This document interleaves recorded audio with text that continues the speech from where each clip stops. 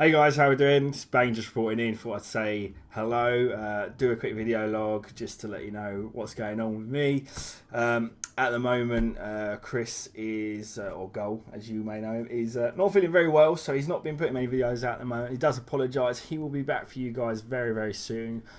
We've got some really exciting stuff at the moment. Clash of Kings, he's progressing with really well. He's also trying out the Skyrim mod called Enderell, I think it is, which has been playing quite a lot. For those of you who are into Skyrim, you might want to check that mod out if you haven't yet. Look out for some videos coming very soon from him on that when he's feeling a little bit better. We've also recently filmed an interview with Corey, who is the lead developer for Star Wars Ascendancy and Thrawn's Revenge. And mainly we were focusing on this video on the imminent release. Well, I say imminent because, as Corey says, it's done when it's done, and it's still a lot of work to come. But the release of the next version of Thrawn's Revenge, which has quite a few changes for Thrawn's Revenge fans. As you know, I am doing a Thrawn's Revenge playthrough myself at the moment, and I am quite excited for some of the changes coming from Corey. Ice cream van just went past really loudly while recording. Tempted to stop and get ice cream, but I won't because I know you guys just want to hear me tell you what's coming up on the channel. So yeah, Thrawn's Revenge is coming up. I have actually recorded some World of Warships stuff. I just keep meaning to release it and then never get around to releasing it because, see, the problem with World of Warships is kind of like the game I just kind of go to relax on, and then so I don't really concentrate on like making videos out of it like other YouTubers do, but I probably should get that done. Also working on something really exciting around Space Engineers. It's not a survival series like everybody else does, so keep your ears open and eyes open and ears listening for that when it arrives as well. Quite excited about possibilities with that. What else have I been up to? It's quite a busy time for me because I work in IT, so I work at, in schools in the UK, so getting ready for the return of the students to the school, so obviously not had as much time as I usually like to record videos for you guys. But yeah, working on a few other bits and pieces as well around Hearts of Iron 4. Been playing a bit of Hearts of Iron, hoping to do some videos on Hearts of Iron. So if you like Hearts of Iron, let me know. It's another Paradox game. Also, the Paradox being the guys who make Stellaris as well. And then also on the Star Trek side, been doing a lot of work on Armada 3, preparing ready for the next patch, and also getting ready for the work on Infinities, working with Max and the Infinity devs as well, just as an advisor really for the Infinity side. So I'm not doing too much yet with Infinities, mainly just talking about the kind of ships we want to see. Really exciting stuff. Hope to feature both Armada 3 and Infinities on the channel very soon with the latest versions. A lot of you have been asking that are Armada 3 fans about this kind of live stream where I will give you guys opportunity to feedback about Armada 3 and balance and ask me your questions about balance. As you know, I was the balance lead for Armada 3 during my time there. I handed the reins over to my good friend Draconis, who you've seen in a lot of my videos.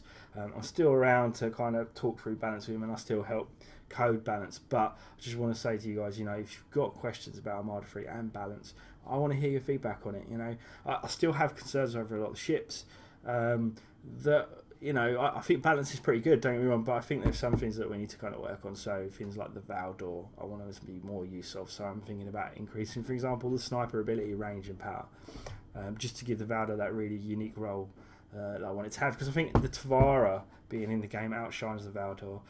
Also looking at the MVAM as well, I'm thinking of actually when you're in MVAM mode, giving the MVAM pieces some abilities themselves to try and make MVAM seem that little bit more exciting.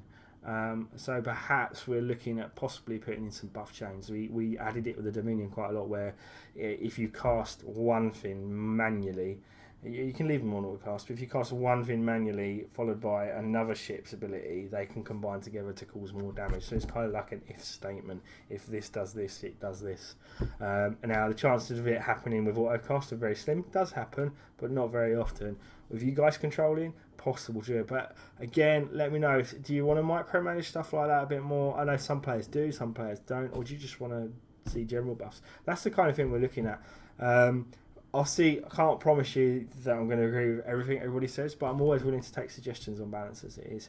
I will say unequivocally, I'm not going to change the Borg. However, what I am going to change about the Borg is in their description for those players that join Armada free games. It will say in the description for the Borg, note if you use this in multiplayer, it's designed for a team challenge mode of 5 players plus.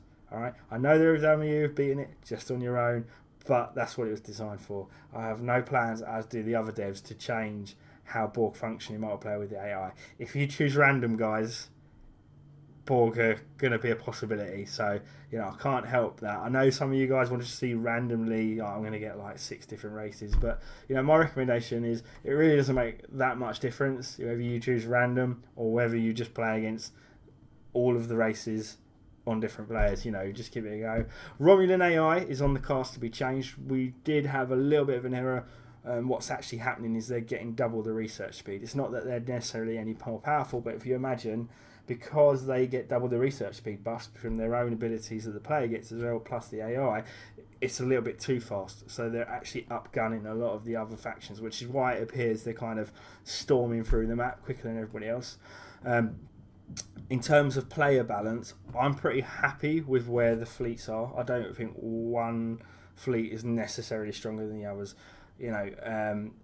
We've done significant testing on that, so that's something that I'm quite happy with, and I don't really see any race being necessarily more powerful than ours. And I know there's going to be some of you that disagree with that notion, but I can guarantee I'm not the best player, but when I play Draconis, he beats me with every race. Even if I play apparently an overpowered race versus him playing necessarily a weaker race, he always wins. So I do think player skill, we've got to that point where player skill is the main element with the balance. I'm not going to say that balance is ever perfect or that people necessarily agree with all the decisions we've made about ship classifications, power levels of certain ships versus other ships.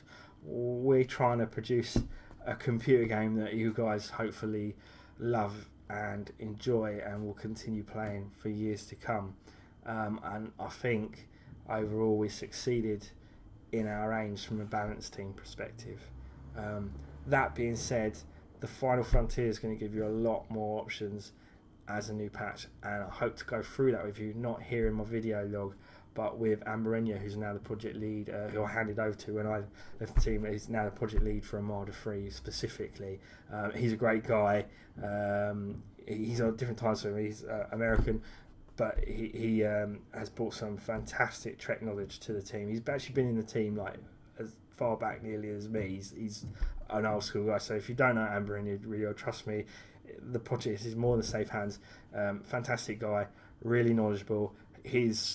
The amount of canon he knows, just the amount of world history he knows, is amazing. And full respect for him and the stuff he's doing with Final Frontier. I couldn't do it. I'm going to be honest with you, I can't do it. I'm more about blowing ships up, whereas he's really into the whole Star Trek lore. So you're in safe hands there. That being said, there will be certain things. There'll be certain maps, for example, in the game that will be more balanced towards competitive matches. So if competitive gameplay is against your friends is your thing, we're going to label those maps. If exploration and going beyond is your thing, then and boldly going to new worlds, discovering new things in the game, then some of the more kind of larger Final Frontier maps are going to be for you. So we're going to make that distinction. We're going to talk about that in an actual dev diary with Amberenia and really the inspiration for that, and that will be coming, I promise you, on this channel very soon. If it's not me, it may be Goal, but it is coming, and we will continue to support the modding community and the other Sins mods. Obviously, if you are a mod developer as well and you've got a popular mod that we can take a look at, again, we're more than happy to look at that and continue supporting the modding community. Anyway, I've rambled on for nearly 10 minutes. I hope you guys are enjoying the channel, and as always, any feedback, feel free to comment and let me know. This is Bane, as always, signing out.